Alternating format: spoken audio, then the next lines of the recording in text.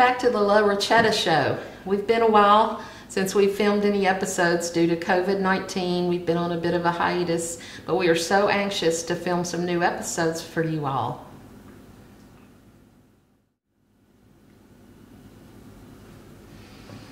Our friends Dana and Roger are going to be coming for dinner tomorrow night, so I decided that it would be nice to make them a really homey meal, and it's going to consist of some homemade potato salad, and then we're going to have some cheese stuffed hamburgers, and then we'll also have some chocolate cupcakes.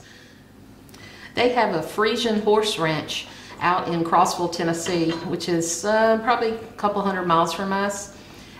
Beautiful horses. If you've ever seen Frisians, they're just beautiful. So we always are happy when they can stop by and see us. I want to start with my potato salad first, and I have found that Yukon Gold are the very best potatoes for potato salad. I bought a 5-pound bag and I'm using half of that. Depending on the size of your potatoes, as you can see, there are different sizes. I have a small one, but then I have a bigger one. The larger ones I'm going to go ahead and cut in half, and this is so that all of these cook at the same time in the water. And I will be starting these in cold water. You want to do that. It's just the proper way to cook your potatoes. All right, I've got my potatoes cut up and I'm putting them in a Dutch oven here, or any small pot, medium-sized pot you have. And you want them to be covered with water. And then we're going to put them on the stove and cook them. We're going to check them at 10 minutes because you don't want them overdone. Like I said, you don't want this to be mashed potatoes. You want them to, a knife to go through them, but you still want them to be a little bit firm. So while our potatoes are boiling, I want to go ahead and make the dressing, what I call the dressing, that will coat the potatoes to make your potato salad. And first, I use a very southern salad dressing.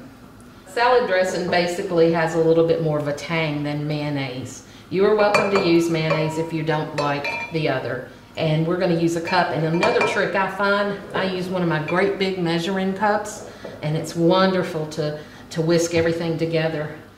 So we're going to do a cup of salad dressing, and I use just plain yellow mustard, none of that fancy schmancy stuff. And I would say I'm going to do about a tablespoon. To that, we're going to add apple cider vinegar. And on this I will measure. And I'm using 2 tablespoons. I have already chopped up 1/2 of a red onion.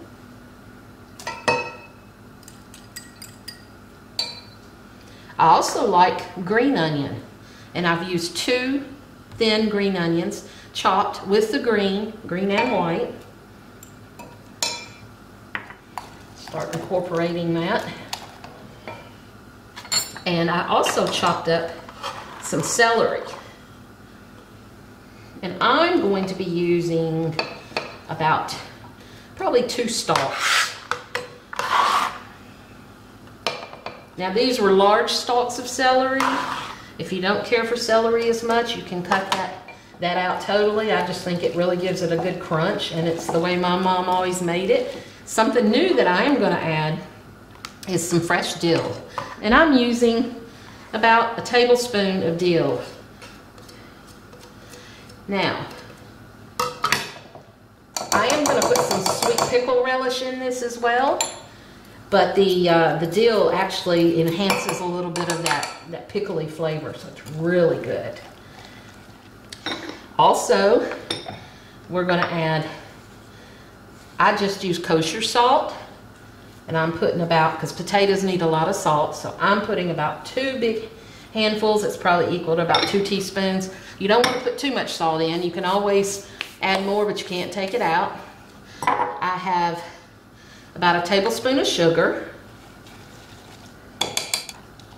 Now I also have some boiled eggs that I'm going to put in, but I'm going to wait and chop them up when I add them to the actual potatoes. I do have the pickle relish. Hold on.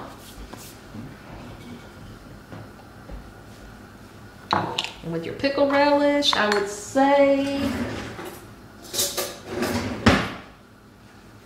let's put a good tablespoon in there. Like I said, if it doesn't seem, that's what cooking's all about. Sometimes, even though you're following a recipe, sometimes you do have to tweak it if you want a little more sweetness or it needs a little more salt. Then you can do that as you go. But for the most part, this is my recipe for old-fashioned potato salad. So the potatoes have been cooking for about 10 minutes. That's once they come to a boil. And if you watch, you take a paring knife and go down in it and see how they release. I'm gonna drain these.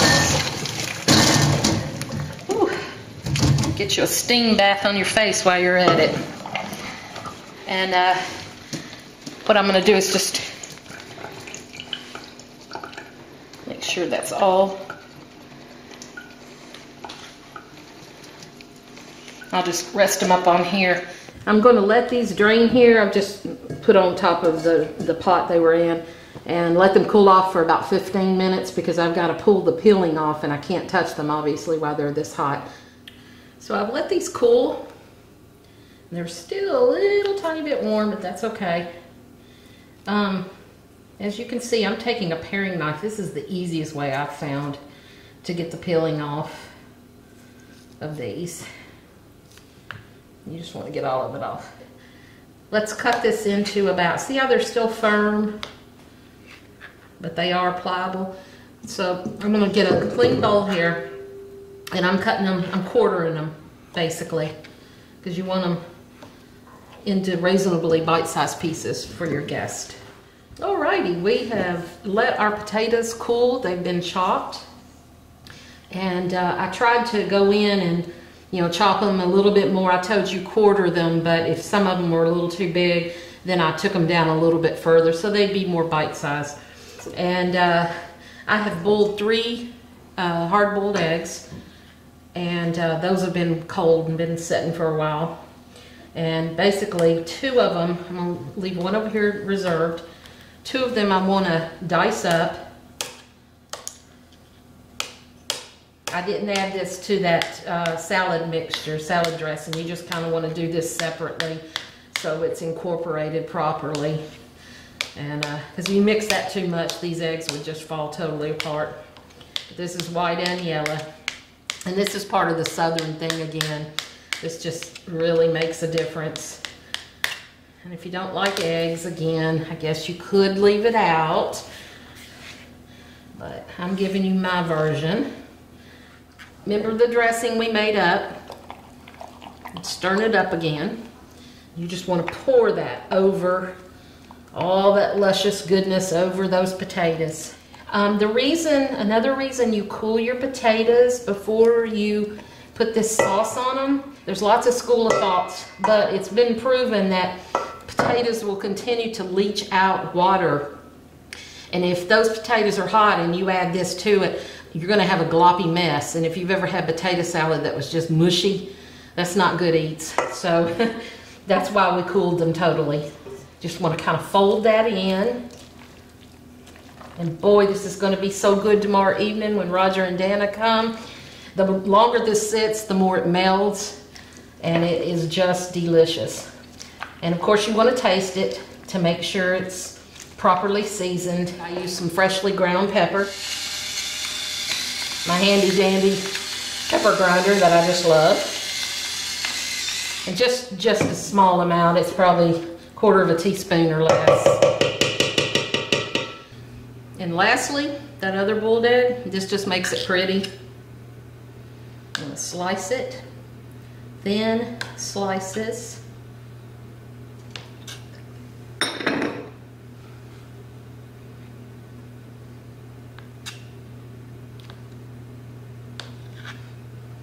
Kind of just lay this on top.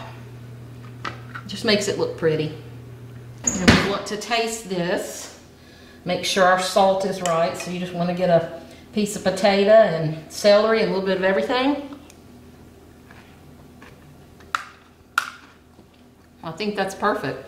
Doesn't need anything. So what you want to do, once you start it up, I love my pans because they have lids built in.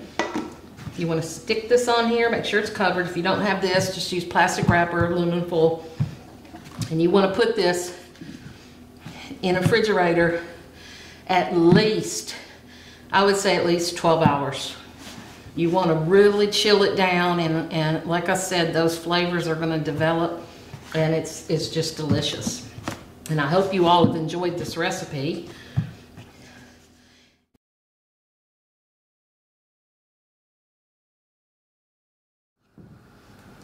I wanted to add a little side bonus. If you can look at this measuring cup, metal, old, probably goes back to the 1940s. This is what I remember my mother mixing her vinegar and her salad dressing and her mustard and everything in. This brings back such fond memories. I've kept this. Obviously, I don't think I really want to put anything in it because it's so old, but it's a treasure that I've kept and I love it. I just wanted to share that with you all. I'm sure we all have vintage items in our kitchen from our grandmothers and mothers, and it really makes you feel good when you see things like that.